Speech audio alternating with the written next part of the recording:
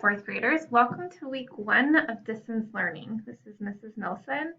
I first wanted to say I miss all of you guys. I hope that we'll be back together before the end of the year, but I just wanted to take a minute this morning to go over what the plans will look like, kind of give you a few pointers, go over a few things, and let you get started with your first week. So this is what your lesson plans will look like each week. It'll be kind of an agenda of different things that you need to do. So we'll start right in with reading. For reading, you'll notice that we have several different sections here. First things first, Friday is supposed to be a no school day, so we'll continue to keep that as a no school day. So this week we'll have a little bit of a shorter week in terms of assignments. Typically we'll have an assignment all 5 days. This week we'll just have 4, which will be kind of nice for getting your feet wet. The second thing is to note that, yes, this is set up that you have a different task or an assignment to do each day of the week. However, I know many of you have siblings and many of you are sharing devices.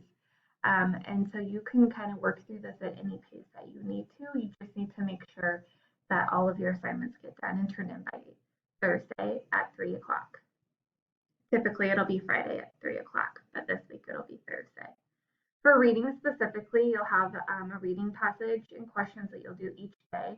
The last one will be a quiz grade.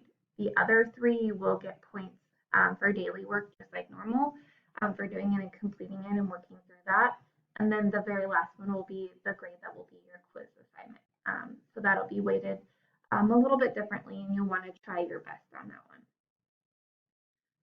For each week, we'll have a different focus or a different skill that we'll be practicing, especially for the first few weeks as we're getting used to all of this. These will be skills and content that we've already covered, and it'll just be a review. So for the first week, we'll be working on character development and character change and character traits. Each week, I'll try and flip back and forth between fiction and nonfiction. So you'll get practice with both. With this being character traits, week 1 will be all fiction stories. Okay, so when you look at the ReadWorks, you'll log on to ReadWorks with your username and password. There'll be an assignment that's already put in place there for you. If you look through on Monday, it'll say the first thing you need to do is to build background knowledge. And there's a few questions here that I've posed for you. The first question or the first article is called siblings. So a few things to think about before you start reading it, so you kind of have an idea of, what is the story going to be about? What are some things that you already have connections with? So read through those background knowledge questions, have a conversation with a sibling, with a parent, or just think about those questions in your head. What experiences do you already have with siblings? What do you and or your siblings or maybe your cousins or close friends usually argue about? So just kind of think about that, start to build some of those connections in, and you'll do that for each of those stories each day. After that, there's just some other information. Here are the objectives. The assessment, again, will be the last article that you'll do for the week.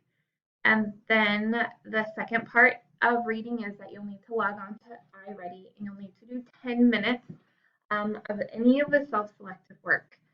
So all of that's going to be kind of paced for you. You'll do a diagnostics test, which just means it's going to be an assessment that will kind of figure out the areas that you need extra work on, and you'll just kind of work through iReady at your own pace. I'll just be checking to see that you're doing that. And then you'll get points for completing that. And then the last thing that you'll need to do each week for reading is silent reading.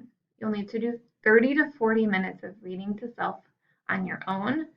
You can read out loud, you can read in your head, or read to someone, read to a parent, read to a sibling, read to a pet, read to a stuffed animal, something that you're just getting that practice of that oral reading. Along with that, there will be a book log that you'll fill out, and you'll want to just be kind of monitoring and holding yourself accountable to making sure that you're reading every single day. For math, you will log on to Khan Academy.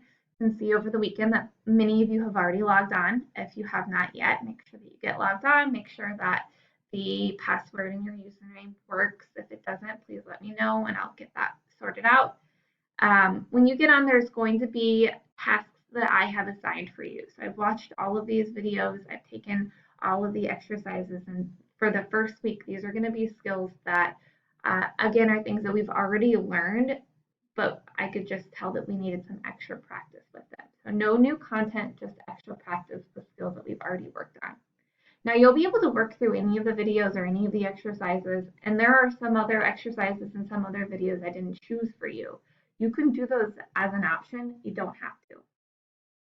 These are the ones that I specifically thought would be most beneficial for the work that we've already been doing in math and that we need extra practice with. On the side, it'll tell you about how much time and how many questions for each of the different exercises. For the first week, we have 26 tasks that you'll need to complete. You'll notice that there are 2 quizzes there. So for the exercises, those will be daily work. The quizzes, those will be the same as a test would be that we would have each week. So you'll just work through those at your own pace.